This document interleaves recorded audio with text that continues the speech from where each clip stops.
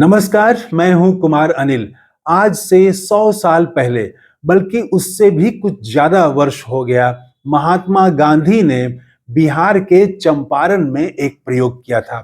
और आज जो कांग्रेस कर रही है, वो ऐसा करती हुई कांग्रेस मुझे दिखाई नहीं पड़ रही है। 45-47 सालों से मैं बिहार की राजनीति को देख रहा हूं। इस तरह से कांग्रेस ने कभी नहीं किया काम।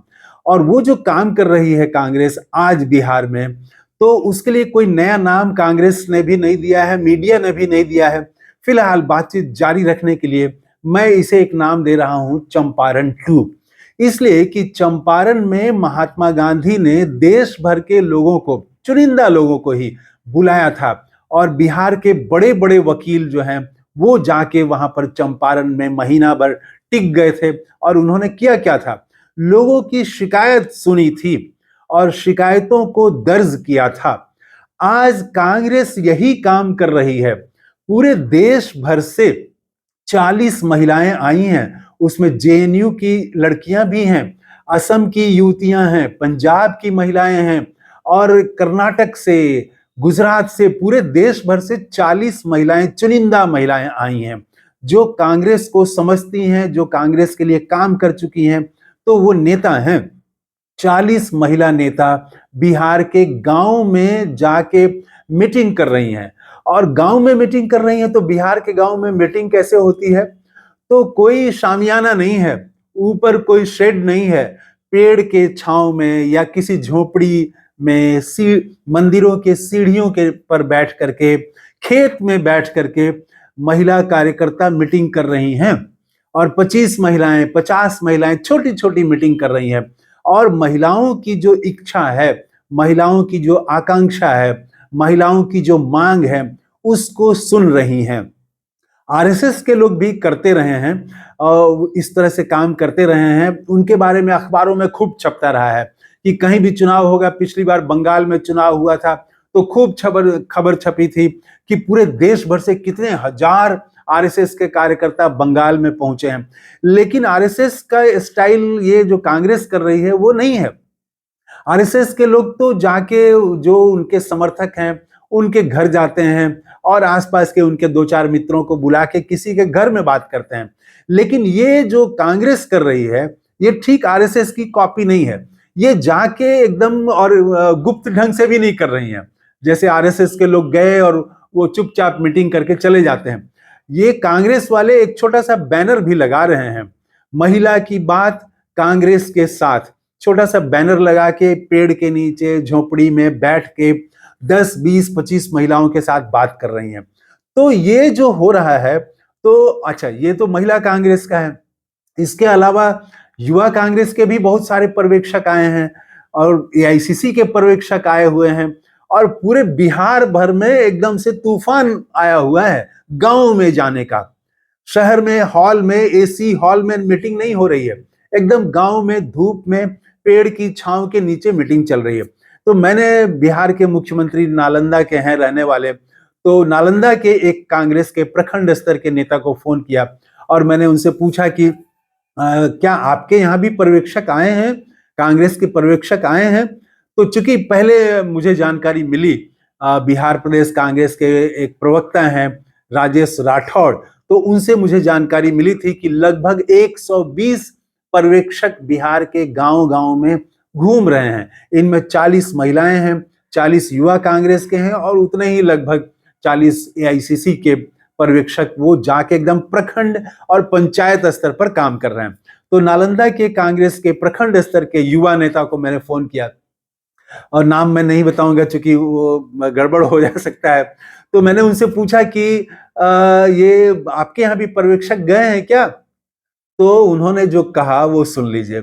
उन्होंने कहा कि भाई, ये तो पर्यवेक्षकों के कारण हम लोग तो तबाह हो गए हैं। तो हमने कहा कि ऐसा क्या हो गया? पार्टी तो, ये पर्यवेक्षक आए हैं, ये तो मैं दूसरे जिलों में देख रहा हूं, छोटी छोटी अच्छी मीटिंग कर रहे हैं।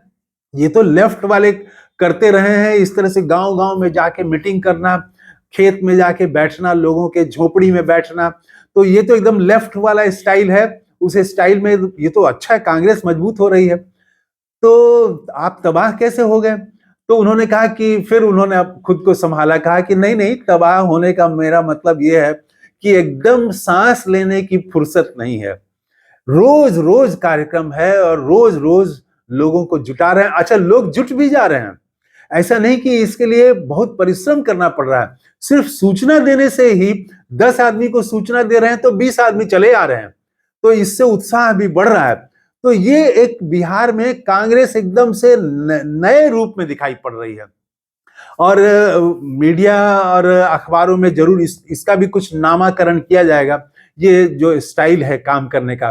तो ये कितने दिन पर्यवेक्षक रहेंगे? ये 120 पर्यवेक्षक, जेएनयू की लड़कियां, असम की लड़कियां कितने दिन बिहार के गांव में घूमेंगी? तो मैंने मालूम किया तो मालूम हुआ कि 15 दिन से तो वो घूम रही हैं और पूरा मई, मतलब 1.5 महीने वो बिहार के गांव में रहेंगी।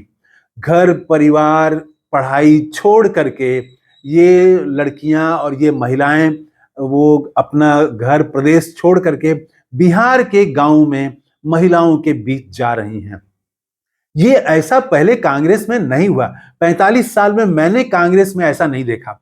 तो ये एकदम से नई बात हो रही है। और एआईसीसी के जो हैं और यूथ कांग्रेस के पर्यवेक्षक आ रहे हैं, वो तो आ ही रहे हैं, ऑल इंडिया पर्यवेक्षक भी आ रहे हैं। और अजीब वो कार्यक्रम भी जो हो रहा है, अजीब शब्द ठीक नहीं है, मतलब रोचक आप कह सकते हैं।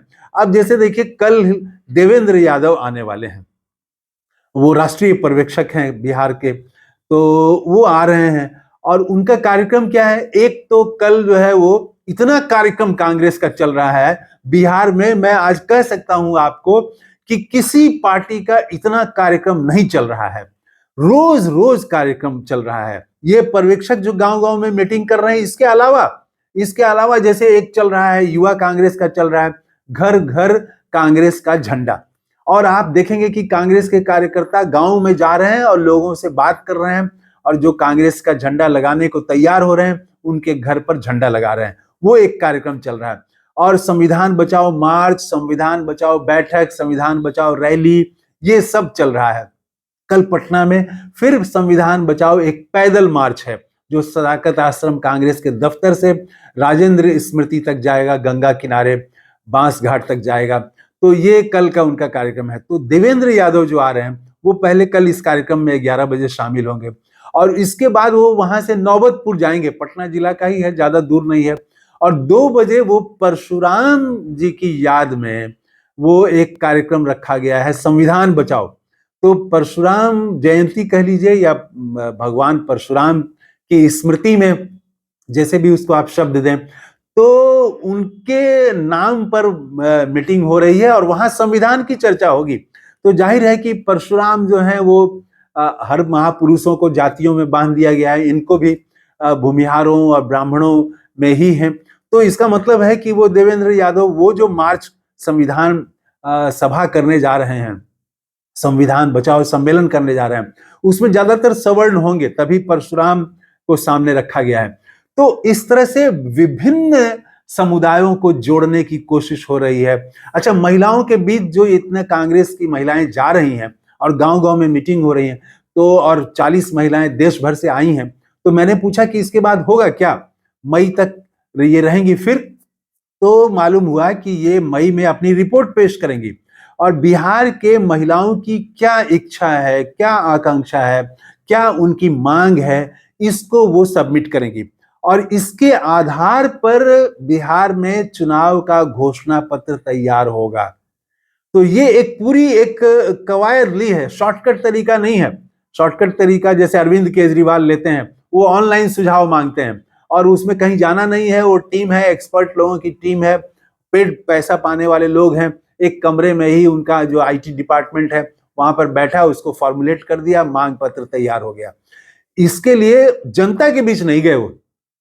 और कांग्रेस जो है वो जनता के बीच जा रही है। कांग्रेस भी चाहती तो उस तरह से ऑनलाइन मंगा सकती थी, लेकिन वो बात नहीं आती जो गांव की एक सिर पर वो आंचल रखने वाली महिला, शहरों में सिर पर आंचल रखने वाली परंपरा अब नहीं दिखती है, लेकिन बिहार के गांव में आज भी आंचल रख के, वो आप देखिए कि मीटिंग में सिर पर आंचल रखे हुए जो महिलाएं हैं, गरीब महिलाएं हैं, वो महिला क्या सोच रही है, ये ऑनलाइन फीडबैक में तो कभी नहीं आएगा। तो उनके बीच कांग्रेस जा रही, तो कांग्रेस ने घोषणा पत्र तैयार करने के लिए एक पूरा प्रोसेस लिया, एक प्रक्रिया ली, और वो प्रक्रिया ऑनलाइन प्रक्रिया से अलग है। वो प्रक्रिया है जनता के बीच सीधे जाने का, पुराना वाला तरीका, नया तरीका नहीं, जिसमें कि वो टेक्नोलॉजी के जरिए वो सब कुछ तैयार किया जा रहा है। और वो टीम एक्सपर्ट जो है, वो पीआर कंपनियां या बहुत सारी कंपनियां ऐसी आ गई हैं, जैसे शादी ब्याह के लिए बहुत सारी कंपनियां बन गई हैं। आप पैसा दीजिए और सब कुछ, आपको कुछ चिंता नहीं करना है, सारा इंतजाम वो कर देंगे। तो ऐसे ही कंपनियां आ गई हैं जिनको पैसा आप दीजिए और वो सारा प्रचार का मटेरियल, नारा, घोषणा पत्र, सब कुछ वो तैयार कर देंगे। तो ये शॉर्टकट तरीका नहीं लिया कांग्रेस ने पुराना वाला तरीका लिया कि सीधे जनता के बीच जाना है। और ये राहुल की नई कांग्रेस है। राहुल गांधी यही लगातार जोर दे रहे हैं कि जनता के बीच जाना है, जनता ही रास्ता बताएगी। अभी जो उन्होंने कहा हैदराबाद में, जो उन्होंने भारत समिट में कहा, तो वहां पर यही उन्होंने कहा कि सुनना होगा और रास्ता जो है ये जनता बताएगी, जनता के पास रास्ता है। और भाजपा ने जनता की बात सुननी बंद कर दी है। कांग्रेस के लिए ये स्पेस खुला हुआ है, यहां पर कोई कंपटीशन नहीं है। और सचमुच में आज बिहार की जनता में इस तरह से 25-50 लोगों की जाके बैठक करना, कोई पार्टी बिहार में ये काम नहीं कर रही है। ये काम सिर्फ आज कांग्रेस कर रही है। तो एक नया पॉलिटिकल वर्किंग कल्चर भी स्थापित कर रही है। अब इसका परिणाम तुरंत कितना निकलेगा ये तो कहना मुश्किल है, लेकिन ये नींव पड़ रही है। एक नई कांग्रेस यहां से तैयार हो रही है और चुनाव के बाद भी अगर ये जारी रहा तो इसका फायदा तब कांग्रेस को जरूर मिलेगा। तो नई कांग्रेस खड़ी हो रही है, ये तो दिख रहा है। और कई तरह के इस तरह से लोग जो काम कर रहे हैं, तो इनका जो फीडबैक आ रहा है, तो कांग्रेस के प्रति एक रुझान बढ़ा है। कांग्रेस को लोग सुनना चाह रहे हैं, कांग्रेस के बारे में पॉजिटिव है। पहले तो खारिज कर दिया जाता था कि कांग्रेस नहीं, कांग्रेस तो यहां नहीं है, कांग्रेस की चर्चा ही नहीं थी। लेकिन अब कांग्रेस की बात लोग सुन रहे हैं, बुलाने पर आ रहे हैं, बात कर रहे हैं, अपनी बात कह रहे हैं। तो ये कांग्रेस के लिए उपलब्धि से कम नहीं है। इस वीडियो में इतना ही। थैंक यू, धन्यवाद, जय हिंद।